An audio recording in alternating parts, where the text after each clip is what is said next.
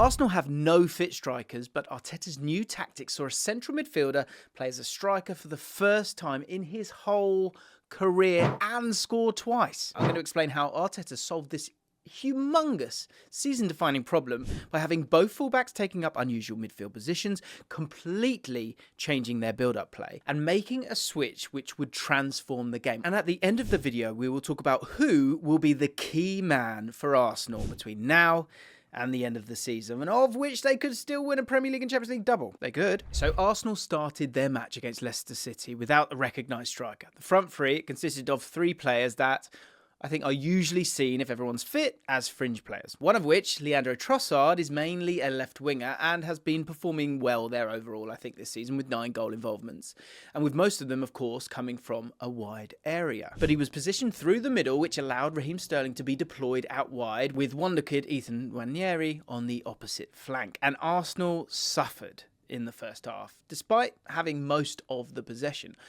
Arsenal could only get 4 shots away in those opening 45 minutes, and this is what contributed to it. So with that weakened front three, Arteta tried something different against Leicester, with both fullbacks taking up positions that we're not really used to seeing them in. Now, granted, Arsenal have done things like this in the past, but the difference here is that both fullbacks have taken up inverted positions, with Timber a little bit higher up, looking to join in the midfielders in those advanced areas, whilst Lewis Skelly sitting in that central pivot position. So where's Thomas Partey? Well, meanwhile, Thomas Partey dropped back to form a back three in possession. And this is why. Arsenal were clearly trying to create multiple passing lanes in central areas to make progress up the pitch. And this was likely due to the fact that Arteta knew that he had a striker in Trossard who is great technically, but he's not someone that you want challenging aerial duels or duels in general. So, with Lewis Skelly moving centrally and Timber doing the same but higher up,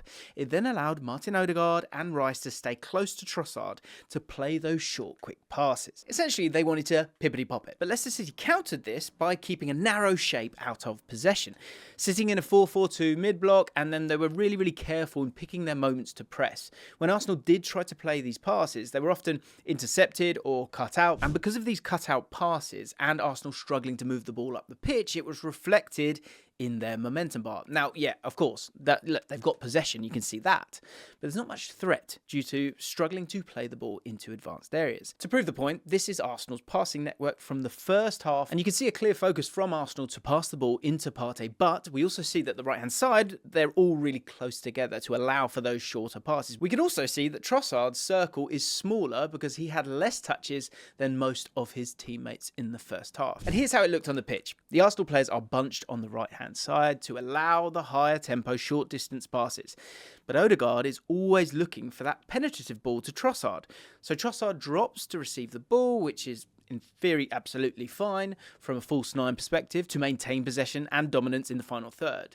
But the problem was, for it to be effective, the space behind then needs to be penetrated. And due to Leicester City having so many bodies back, they found it hard to displace their back four and to create space. When Trossard looks for the pass, he ends up giving it away because the Arsenal players are mostly static. You can clearly see here that Trossard, playing in this false 9 role, it allowed him to get several touches in build-up play, but he's the striker, and so you want him to have that threat in the box, and he only had a total of 2 touches in the box, meaning little threat for Arsenal. So by the 69th minute, Arteta decides to throw on Mikel Merino. There had been rumours that he had been training up top in the week, and he is a player known for being a combative box-to-box midfielder who had only scored 2 Premier League goals for Arsenal before this game. But here's the twist, of course. Arteta didn't put him in midfield, he put him on as a striker. Well, shoot me down and call me Scott McTominay, but in an Arsenal shirt. And the impact, honestly, it was instant.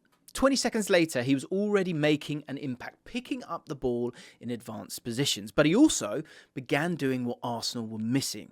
Because after passing the ball to Partey, he does what? He makes an immediate run into that exact space Arsenal didn't have any penetration in prior to him coming on. But of course, we've got to remember who got injured. Kai Havertz. And what does Kai Havertz offer? A lot when it comes to holding up the ball and having that physicality in the air, but also on the floor. And Merino coming on also allowed Arsenal to start doing this. Now, usually you'd expect them to take their time in this scenario and work their way up the pitch, but instead, Odegaard chose to do this and play it long. Now, because he knows the 6'2" Merino is on instead of the, I'm guessing, 5'8" Trossard, Odegaard is happy to do this and allow Merino up top to challenge for aerial duels. But also, he's got the technical quality to bring the ball down, and in doing so, he also drags out Leicester's centre-back Wout Faes, who's forced to apply pressure. And that's where the partnerships start to connect, because you've got Declan Rice also up there using his stamina, and that allows Merino to play the ball into his path, which gives Arsenal the opportunity to actually attack space, all because of being able to play that little bit more direct. And in doing so, they've displaced the Leicester City back four, something that they were struggling to do throughout the game up until that point. The biggest contribution came 4 minutes later, with Merino and Declan Rice both taking up central roles in the box. It gave Arsenal that added bit of aerial contention they'd been missing. Merino staying right on the back line is also a key part of this, because what I like about this is that his anticipation and timing is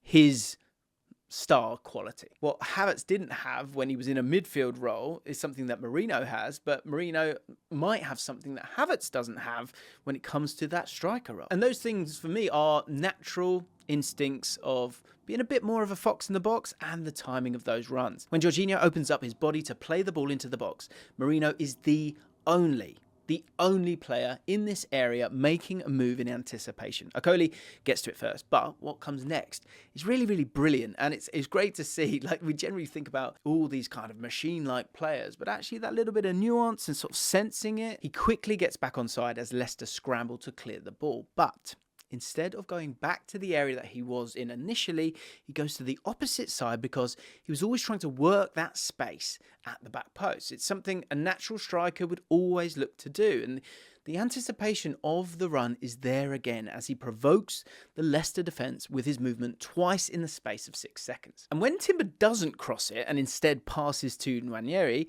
Merino stops his run, but it doesn't switch off. He then makes this third and final run just as the ball is being crossed. And look how his body shape is. He's on the move again whilst the Leicester City defenders are stationary. And it's because of this constant movement, also sometimes standing still, or timing of the movement ultimately.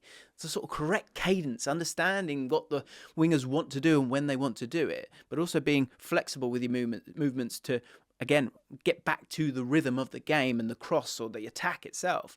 He finds himself in enough space to then combine it with a brilliantly timed jump to score Arsenal's first goal. It's genuinely not dissimilar to what Haaland was doing in his first season at Man City. Yeah, that might be too much, but you get my point. And Merino also showed natural qualities in another way too. Arsenal are breaking here, and you'd expect a midfielder to be asking for the ball in this situation. But he's got something else in mind. Merino peels wide here, which works out being really, really beneficial for him. And again, it's all about timing.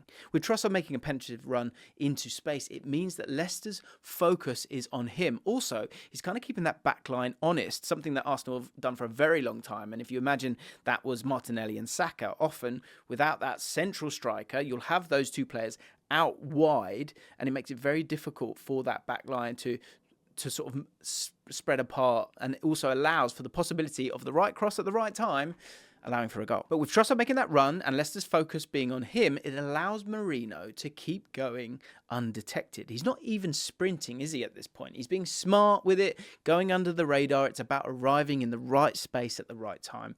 And when Trossard crosses the ball, Merino is still going undetected. And there he is, popping up at the back post. Now, it's poor from Leicester City defensively, sure. But it's clever from Merino to keep making this run that started all the way in his own half and timing it beautifully. It's the calmness of the whole run that I really, really love here and is really important here. Due to not sprinting to meet the ball, Merino is able to stay in control of his body and take the sting out of the ball to simply tap it in. It's actually a harder finish than people will give it credit. And it's all because he didn't rush the run. Can Mikel Merino be an unlikely saviour for Arsenal this season and continue their title push from this unlikely position? Just having that player that can sniff it out at different times is crucial. The second thing I would say is that Arsenal do build up through the thirds and do have a very high rest defence, and so they are piling on pressure and often are tasked with going out wide and putting the crosses in. So having that fox in the box in terms of Merino, maybe some question marks over his pace or acceleration, but you will have that penalty box presence that he provides. The final thing is, when it comes to unlikely saviours, actually at the start of the season, you would have thought Saka, you would have thought Odegaard. Here's the player I think is actually the person that we need to be talking about. And if you want me to do a video on him, let me know in the comments down below. And I'll tell you what, can we get 5,000 likes? And I'll absolutely do a video on this guy. I said it on Sky recently that of all the wonder kids I was talking about in that video, he could be the best of the lot. Ethan Nwaneri was outrageous in this game for someone of his age.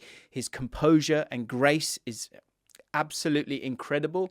And he's stepping up when the pressure is on, when the team is struggling. He is going to have as big a say as Mikel Merino. Who will have a bigger one? Let me know in the comments down below.